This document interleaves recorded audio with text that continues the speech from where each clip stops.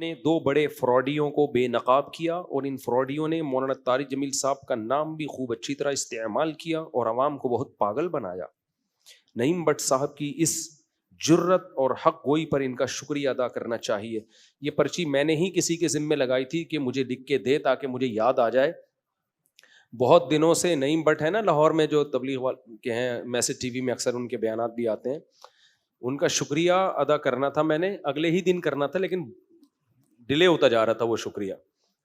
کئی سال پہلے کی بات ہے, جب میں حضرت مولانا طارق جمیل صاحب سے ملنے کے لیے گیا تو ایک فراڈیا کو میں نے ان کے ساتھ دیکھا جو حضرت پہ دم کرتا تھا جن بھگانے کے لیے. سمجھ رہے ہو, ہمارے اکابر ہمارے علماء یہ عاملوں کے آگے آگے ڈھیر ہو جاتے ہیں.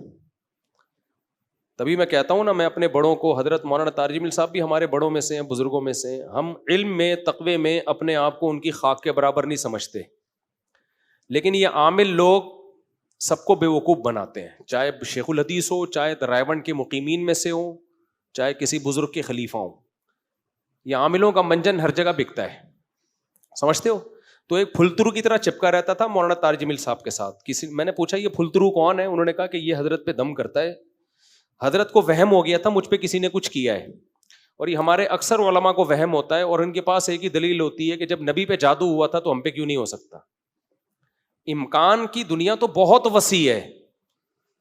یہ ایسا ہی ہے جب عیسیٰ علیہ السلام بغیر باپ کے پیدا ہو گئے تو ایک اور واقعہ کیوں نہیں ہو سکتا. بھائی نبی پہ جادو کا اثر ہوا تھا, اس میں ایک حکمت تھی جو علماء نے بیان کی ہے. یہودی آپ کو جادوگر کہتے تھے, تو اللہ نے آپ کو بشریت میں کامل رکھا تاکہ لوگ بشر ہی سمجھیں آپ کو اور جادوگر نہ سمجھیں آپ کو. تو اللہ نے تھوڑا سا اثر ہونے دے دیا, ورنہ اتنی اندھی لگی ہوئی ہوتی تو ابو بکر پہ کیوں نہیں ہو گیا, عمر پہ کیوں نہیں ہو گیا, عثمان پہ کیوں نہیں ہو گیا, علی پہ کیوں نہیں ہو گیا رضی اللہ عنہم. یہودی یہی کرتے رہتے بیٹھ کے سارا دن. تو اتنا نہیں کھاتا چل رہا یہ جادوگروں کا اور عاملوں کا. ویسے بھی یاد رکھو مشہور لوگوں پہ نظر لگنے کا امکان بھی تقریباً ختم ہو جاتا ہے, اور جن چڑیل بھوت کے اثرات بھی ان پہ ختم ہو جاتے ہیں. تقریباً ناممکنات میں سے ہے کہ کسی مشہور آدمی پہ جن چڑھے یا جادو کا اثر ہو. بادشاہوں پہ نہیں ہوتا. فرعون کے خلاف ہزاروں جادوگر, موسیٰ علیہ السلام کے خلاف ہزاروں جادوگر تھے. جب فرعون نے دھمکی دی ہے میں تمہیں ہاتھ پاؤں کاٹ کے قتل کر دوں گا, تو جادوگر یوں کر کے سانپ ادھر کا رخ کرتے اور سارے فرعون پہ بھیج دیتے. وہ جادو نہیں آئی میرا خیال ہے بات. وہ ساری رسیاں جو ابھی موسیٰ کے مقابلے میں پھینکی وہ کہاں پھینک دیتے کہ تو کاٹ کے تو دیکھ ہمارے ہاتھ پاؤں. بھائی ایک ماحول بنانا پڑتا ہے ان کو. یخیل الیہ من سحرہم انہا تسعی, انہوں نے مسمرزم کیا جس سے ان کو ایسا لگا کہ رسیاں ہیں, یہ لاٹھی سانپ ہے, حقیقت میں وہ سانپ نہیں بنی تھی. تو ہمارے بڑے بڑے اکابر اس میں بہت پھسل جاتے ہیں. میرے شیخ حضرت مفتی رشید احمد صاحب اس پہ بہت بولا کرتے تھے, اور میں نے تو زندگی گزاری ہے ان عاملوں کو جتنا میں جانتا ہوں. یہ سارے ان کے چہروں کی رونق پہ مت جایا کرو. یہ وہی ناٹک ہے جو میں بھی بتا نہیں رہا تھا, کچھ لوگ غریبوں والا ڈریس پہن کے گھوم رہے ہوتے ہیں, ایسا لگتا ہے غریب کے بچے ہیں. الو کے پٹھو, تم تمیز سے جو تمہیں اللہ نے جتنا مال دیا اس حساب سے لباس پہنو نا. کیوں ناٹک کرتے ہو, پٹ پٹیوں پہ گھوم رہے ہوتے ہو تم ایسے غریب چہرے سے, لگتا ہے جیسے دل چاہتا ہے سکن. نارمل لائف کیوں نہیں گزارتے؟ تو اب ہمارے علماء کو دماغی کام بہت ہوتے ہیں ان کے, خوب سمجھ لو. پھر اللہ کا خوف بھی ہوتا ہے, تہجد بھی ہوتی ہے, اس سے تھکاوٹ ہوتی ہے, پریشانی ہوتی ہے, نیندیں اڑتی ہیں راتوں کی. فوراً دماغ میں کوئی پھلترو آ کے بول دیتا ہے کہ آپ پہ جادو ہوا ہے میں اتاروں گا. وہ دم بم کرتا ہے, نفسیاتی ایک اثر ہو جاتا ہے انسان کے, ہے ان قوت انفعالیہ ہوتی ہے انسان میں. وہ سمجھتے ہیں یہ پہنچا ہوا ہے. پھر ان کی باتیں نہ سر نہ پیر ان عاملوں کی. وہ ایسی الٹی اٹ پٹانگ باتیں کرتے ہیں, ہمارے اکابر سمجھتے ہیں کہ پہنچا ہوا نہیں ہے بلکہ کو بہت ہی زیادہ پہنچا ہوا ہے کہ ہماری بھی سمجھ میں نہیں آ رہا کیا کہہ رہا ہے, یہ اتنا پہنچا ہوا ہے. تو میں حضرت کی خدمت میں گیا تھا چند سال پہلے, شاید میری پہلی ملاقات تھی, تو میں نے ایک پھلترو دیکھا. دوبارہ گیا تو بھی بعد میں پتا چلا پھلترو ہے, پہلی دفعہ میں تھوڑی پتا چلتا ہے, پہلی دفعہ میں تو ہوتا شاید ویسے ہی بیٹھا ہو. پھر ویڈیو میں دیکھا چپکا ہوا جا رہا ہے. میں نے کہا یہ ہے کون؟ کسی نے بتایا حضرت کا جن اتارتا ہے. میں نے ان کے اسسٹنٹ کو, شاگرد تھا کوئی, میں نے کہا حضرت کو پیغام پہنچا دو خدا کے لیے اس پھلترو کو ہٹائیں, یہ آپ پہ کوئی جن نہیں ہے, کوئی چڑیل, کوئی بھوت نہیں ہے, آپ اتنے بڑے آدمی ہو تو یہ ہٹائیں اپنے آپ سے. لیکن حضرت کو تھا کہ شاید کوئی پہنچا ہوا.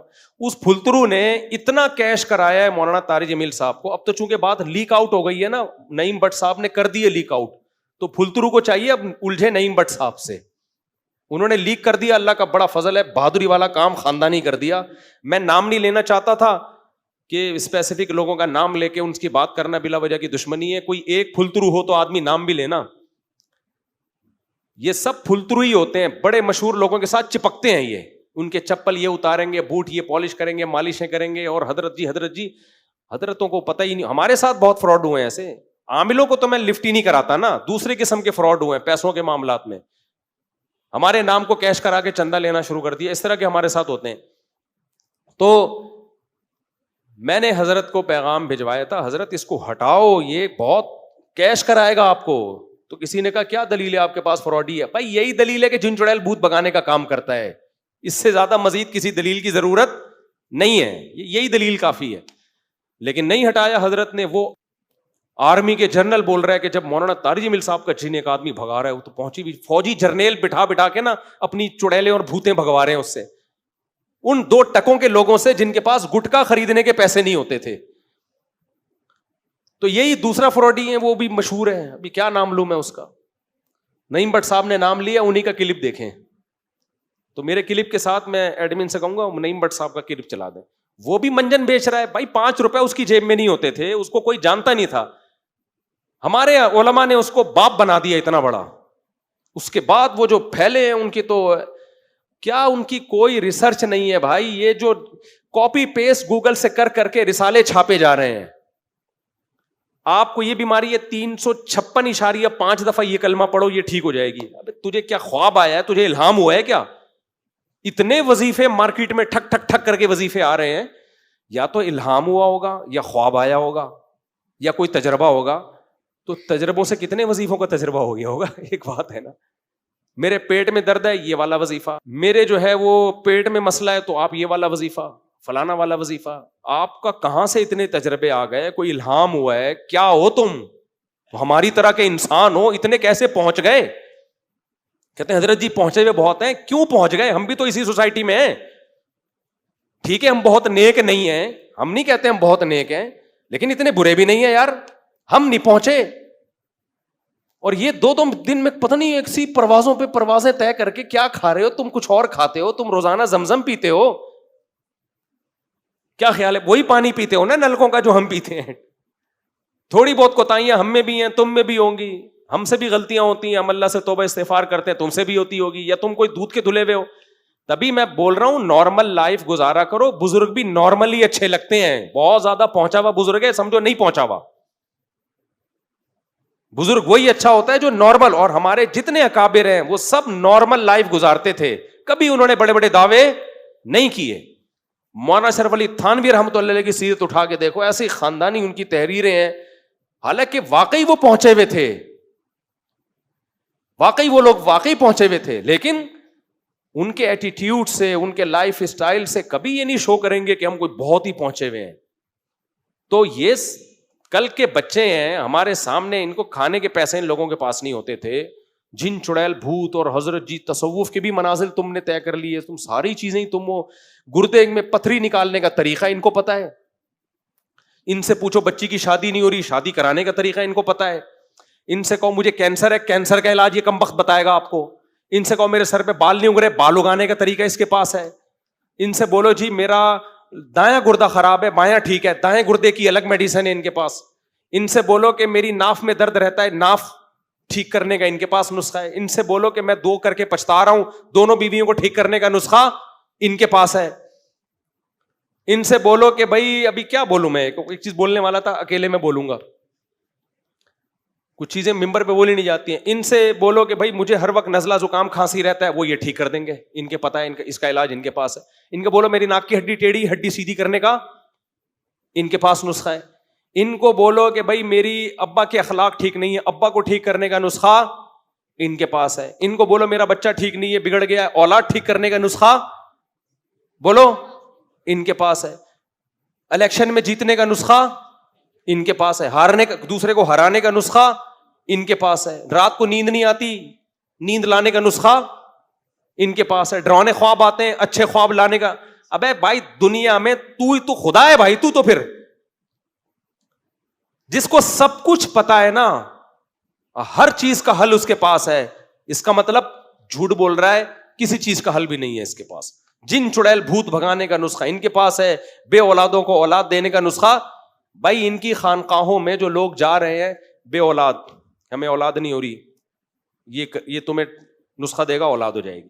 شادی نہیں ہو رہی, یہ نسخہ دے گا شادی. ناکام عشق, اس کو کامیاب کون بنا کے دے گا؟ یہ بنا کے دے گا. ابا بیمار ہیں, ٹھیک کون کرے گا؟ ان کے پاس نسخہ, یہ ٹھیک کر دیں گے. بیوی شادی ہو گئی, قابو میں نہیں آ رہی, بد اخلاق بیوی کو ٹھیک کرنے کا ان کو ہنر. اب قریب میں آپ کو سب چیزیں ملیں گی. نام آ گیا, اب کیا کریں, نہیں بٹ صاحب نے نام لے لیا تو میں بھی بتا دوں. بیوی ٹھیک نہیں ہو رہی, ٹھیک کون کر کے دے گا؟ بولو نا. ان کے رسالے میں آپ کو مل جائے گا بیوی خراب ہے تو ٹھیک کیسے کی. شوہر توجہ نہیں دیتا, ان کی کتاب میں آپ کو, بولو نا, مل جائے. کینسر بگڑ گیا ہے, ان کی کتاب میں آپ کو مل جائے گا کینسر ٹھیک کیسے ہوگا. بندہ زندہ ہے مر نہیں رہا, ان کی کتاب میں آپ کو مل جائے گا مارنا, بولو نا, کیسے. شادی ہو گئی, آگے کچھ نہیں ہو پا رہا آپ سے, ان کی کتاب میں آپ کو, بولو نا, کیا ہو گیا بھائی, مل جائے گا.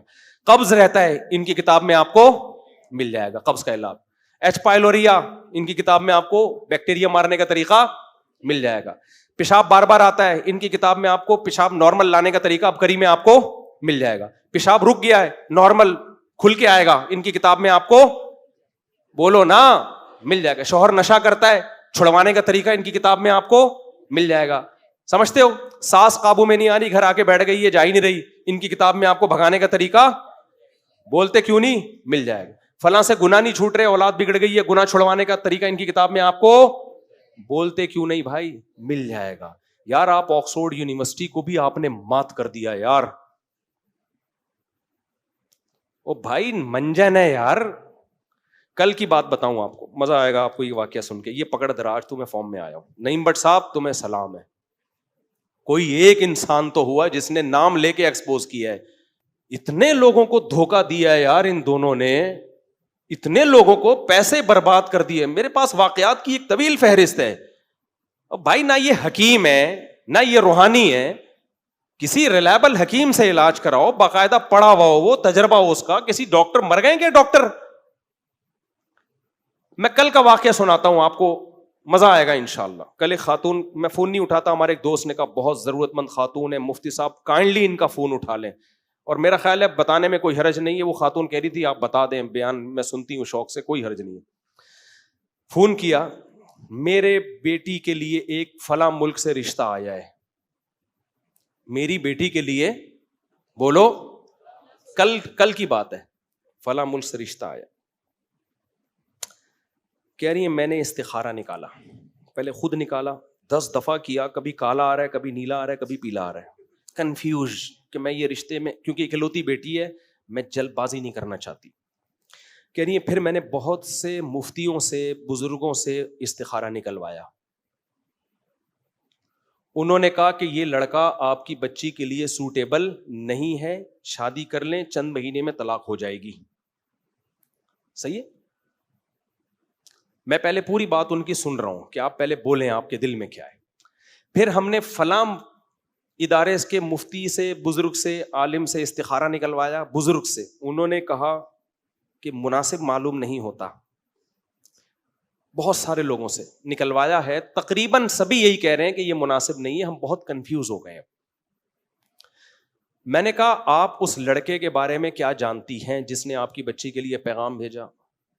آپ نے اس کے دوستوں سے, قریب کے لوگوں سے معلومات لی. انہوں نے کہا ہم نے ایک اپنے ریلیٹو کو وہاں بھیجا تھا, وہ ریلیٹو اس کو بچپن سے جانتا ہے, اور اس نے بتایا کہ لڑکا بہت اچھا ہے, اگرچہ یورپ امریکہ میں رہتا ہے, باہر ملک میں, لیکن وہاں کے ماحول سے بگڑا نہیں ہے, نیک لڑکا ہے, کھاتا پیتی فیملی ہے, جمعے کی نماز اور یہ نمازیں, اور وہ جو ایک تمیز کی ہوتی ہے وہ اس کو, وہ ذمہ داری لے رہے ہیں, بندہ ٹھیک ہے. میں نے کہا آنکھ بند کر کے کر دیں جب بندہ ٹھیک ہے, اتنی انکوائری کر لی آپ نے. کہہ رہی ہے نہیں وہ فلاں بھی کہہ رہے ہیں کہ یہ آیا ہے, فلاں بھی کہہ رہے ہیں. میں نے کہا سارے گدھے ہیں. اب وہ خاتون کو توقع نہیں تھی کہ میں اس اسٹائل سے بات کروں گا. دیکھو کسی کی عقیدت, جاہل کی عقیدت نکالنے کے لیے نا دلائل سے زیادہ اسٹائل کی ضرورت ہوتی ہے, سمجھتے ہو؟ جاہلوں کی عقیدت دل سے نکالنے کے لیے دلائل سے زیادہ اسٹائل مؤثر ہوتا ہے. جیسے کوئی کسی کی عقیدت, جاہل کوئی شرابی زانی کی عقیدت دل میں لے کے بیٹھا ہو, تو آپ کیا بولے فراڈی ہے فراڈی, تاکہ اس کے دل سے دھچکے لگے اس پہ جا کے, اس کو دماغ میں جو یہ بزرگی کانسیپٹ ہے نا یہ نکلے. تو میں نے کہا گدھے ہیں سارے ایک نمبر کے. میں نے کہا ان کمبختوں کی اپنی بیٹی کا اتنا اچھا رشتہ آتا نا, ایک بھی استخارہ نہیں نکلواتا, فوراً ہاں کرتا. دوسرے کی بچی کا ان کو غم نہیں ہے. رشتے آج کل کتنے مشکل ہے یار, ایک انسان کا بچہ اتنا اچھا بھلا کھاتا پیتا آدمی اور نیک بھی ہے, لوگ کہہ رہے ہیں اب اس سے زیادہ کہ تو ہم مکلف ہی نہیں ہے نا, ہم کو لیپ ٹاپ تھوڑی کروائیں گے. یہ تو یہاں کا نہیں پتا ہوتا, اپنے کزنوں کا نہیں پتا ہوتا, وہ بعد میں پتا چلتا ہے. میں نے کہا ہم اسباب کے مکلف ہیں, اگر اسباب سے ہمیں لگ رہا ہے, باقی علم الغیب تو میرے پاس بھی نہیں ہے. میں نے کہا کل ایسا نہ ہو طلاق ہو تو آپ بولے مفتی صاحب نے بولا تھا, تو وہ تو کسی کو نہیں پتا ہوتا. جب ایک گراؤنڈ ریئلٹی ہے, تحقیق کروا لی قریبی لوگوں نے. میں نے کہا ایسا تو نہیں جو اس کی تحقیق کر رہے ہیں وہ بھی آپ کے خیر خواہ ہیں, کہہ رہے ہیں ہاں. میں نے کہا پھر کیوں انکار کر رہی ہو, حدیث میں آتا ہے کہ جب کوئی اچھے اخلاق والا آدمی نکاح کا پیغام بھیجے, اس کے دین اخلاق, میں نے کہا پرسنالٹی بھی چیک کر لیں, خالی اخلاق نہیں ہوتے.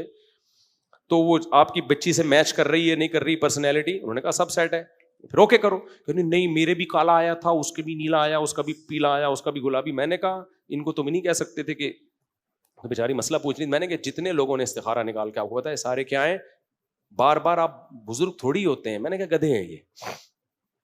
کہہ رہی ہے نہیں دیکھیں وہ بزرگ بھی وہی بات کر رہے تھے جو دوسرے والے, دونوں کی باتیں سیم.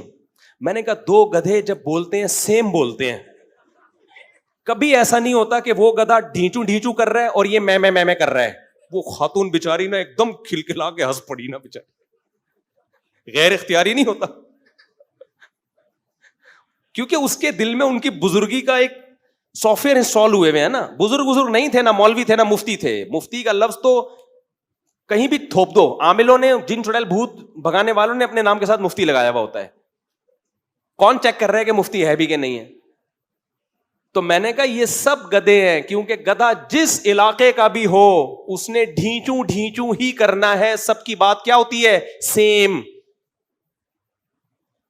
تو میں نے کہا بھائی بندہ سمجھ میں آ رہا ہے, استخارے کا یہ مطلب ہی نہیں ہے نیلا کالا پیلا گلابی گلاب جامن اور لڈو نکلے آپ کو خواب میں. استخارہ تو دعا ہے. جس نبی نے استخارے کی دعا کا حکم دیا, دعا تو قبول ہوتی ہے نا, نظر تھوڑی آتا ہے دعا میں, کچھ مشورہ تھوڑی ہے اللہ سے. یہ جس نبی نے استخارے کا کہا اسی نبی نے یہ بھی تو کہا ہے کہ جب کوئی اچھا آدمی نکاح کا پیغام بھیجے تو ہاں کیا کرو. یہ تھوڑی کہا کہ استخارہ نکال کے نہ کر دو اس کو. میں نے کہا ان کی اپنی بیٹیاں نہیں ہیں اس لیے ان کو فکر نہیں ہے, اپنی بیٹی ہوتی. میں نے کہا یہ سارے کوئی نہیں نیلا پیلا نکالتا. کہتے ہیں یورپ کا رشتہ آیا ہے بیٹا, صحیح ہے نا, باہر ہے بندہ اسٹیبل ہے, کراچی میں کیا پتا آج رشتہ ہے کل ڈاکو مار کے بچی کو بیوہ کر دیں. یہاں تو کوئی بھروسہ ہی نہیں ہے. یورپ والے لوگ یہاں آتے ہیں بیویوں کو بیوہ کر کے جاتے ہیں بیچارے. تو یہاں کے حالات ایسے چل رہے ہیں. میں نے کہا بہترین. ہاں اب آگے کہ وہ کس ماحول میں رہتا ہے, وہاں اسلامی سوسائٹی میں مسلمان جہاں زیادہ ہوں تو وہاں تربیت کا ہوتی ہے, لیکن جہاں مسلم کمیونٹی کم ہے وہاں تربیت آگے اولاد کی بڑی. وہ اس پہلو پہ غور کر لیں. تو سمجھ رہے ہو کہ نہیں سمجھ رہے ہو؟ تو بھائی یہ مذہب کا بہت غلط استعمال ہو رہا ہے. تو میں نے حضرت کو پیغام بھجوایا تھا لیکن پتہ نہیں کسی نے دیا کہ نہیں دیا. میں نے کہا یہ جو پھل ترو آپ کے ساتھ چپکا ہوا ہے نا, یہ جن چڑیل بھوت بھگانے کے لیے, یہ خود ہی بھوت کی طرح چپکا ہوا ہے, اس کو بھگاؤ یہاں سے.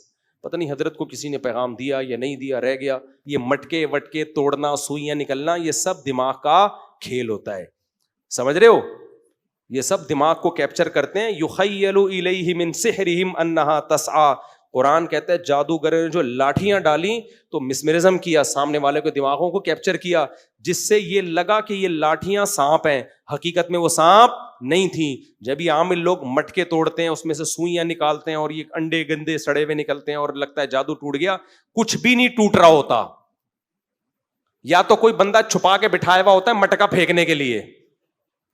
ایک کیس یہ بھی, یا تو مسمرزم کرتے ہیں. ایک کیس میرے سامنے آیا, ایک عامل گیا گھر میں سروے کیا. یہ سروے پتہ ہے کیا کر رہے ہوتے ہیں؟ جن نہیں سونگ رہے ہوتے, یہ جن بھی نہیں سونگ رہے ہوتے, یہ سروے کرتے ہیں کہ یہاں کہاں سے ان کو الو بنایا جا سکتا ہے. وہ یوں کر کے دیکھ رہا ہوگا ایک مٹکا یہاں سے بھی فائر کروایا جا سکتا ہے, ایک مٹکا. اس عامل نے یہی کیا, گیا ان کا گھر سونگا, دیکھ رہا ہے کہ یہاں لوکیشن ایسی ہے کہ یہاں سے ہم کر سکتے ہیں سب کچھ.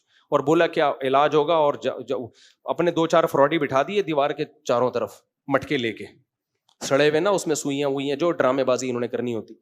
پھر سب گھر والوں کو بٹھا دیا, یوں یوں عمل کرتے کرتے کرتے کرتے ان کو سیٹ کیا ہوا تھا, جب میں اشارہ کروں نا چاروں نے ایک اس ٹائم پہ مٹکا پھینکنا ہے, یہ 4 مٹکے پھینکنے, دھڑام سے مٹکے آ کے ٹوٹے, سوئیاں پتلے, اور بولا جادو تمہارا کیا ہو گیا, ختم. وہ نفسیاتی طور پہ مطمئن ہو گئے. جب نفسیاتی مطمئن ہوتا ہے تو عملی طور پہ بھی کچھ ہونا بند ہو جاتا ہے. ان کے بڑے کیا بولوں یار, مسجد کے ممبر, کاش یہ موضوع یہاں کا ہے ہی نہیں, یہ تھڑے پہ چائے کے ہوٹل پہ بیٹھ کے بیان کرنے والا موضوع ہے, ٹھیک ہے نا, چھپڑے میں اکیلے میں. کیونکہ مجھے یہاں بیٹھ کے ان کو رسپیکٹ دینی پڑتی ہے, نابلوں کو. رسپیکٹ کا مطلب جتنی ذلیل کرنا چاہیے اتنا میں کر نہیں پاتا. مسجد کے تقدس اور احترام. ایک اور عامل ہے یہاں بھی بڑے مشہور ہیں, ان کا کام ہی لوگوں کی بیویوں پہ قبضہ کرنا ہے, لیکن آپ ان کے نام مفتی بھی ہیں. عورتوں کے بنیان سونگتا ہے وہ آدمی, شرم نہیں آتی, بے غیرت آدمی. اور تم اس سے بڑے بے غیرت ہو جو اپنی بیویوں کے بنیان کسی کمینے کو سنگواتے ہو اور پھر بولتے ہو شیخ الحدیث ہے یہ. کسی کا باپ بھی بنیان سوکھ کے نہیں بتا سکتا اس پہ جن ہے, جادو ہے, چڑیل ہے, بھوت ہے. بنیان کا جادو چن چڑیل سے کوئی تعلق نہیں ہے. تو یہ شرم نہیں آتی, تو نے میری بیوی کا بنیان مانگا کیسے ہے؟ سمجھ میں نہیں آ رہی میرا خیال ہے بات. یہ ڈرامے باز لوگ ہیں, چیخ چیخ کے تھک گئے یار, ہم نہیں سمجھ میں آ رہی. پھر ہمیں لوگ کہتے ہیں حضرت جی بھی تو, بھائی حضرت جی کو نہیں پتا یار, ہر چیز حضرت جی کو نہیں پتا ہوتی, صحیح ہے نا. یہ بیوقوف بناتے ہیں لوگوں کو. نہیں آئے گی اس میں جاؤ. تو نعیم بھائی صاحب کو بھائی سلام, آپ سب لوگ یہ سلوٹ کر دیں ایک دفعہ. بھائی یہ ذرا کیمرہ ان کی طرف کرو, نعیم بھٹ صاحب کو سب کی طرف سے کر دے, سب کو دکھا دے یار. نعیم بھٹ صاحب خوش ہو جائیں گے, بڑا خاندانی کام کیا ہے. نعیم بٹ صاحب نے جو کچھ بھی کبھی کوئی غلطیاں کی ہو ماضی میں یا مستقبل میں, میری اللہ سے دعا ہے اللہ اگلے پچھلے سب معاف کر دے ان کی اس نیکی کے بدلے. وہ کام کیا ہے جو جگر خوش ہو گیا, سبحان اللہ. اب بس ایک کام ان کا اور رہ گیا, نعیم بٹ صاحب کا 4 شادیاں کر لیں. تو جو ابھی تو جو انجانے میں گناہ ہو گئے وہ معاف ہو جائیں گے نا, تو جان کر ہوں گے اللہ امید ہے وہ بھی معاف کر دے, وہ رہ گیا.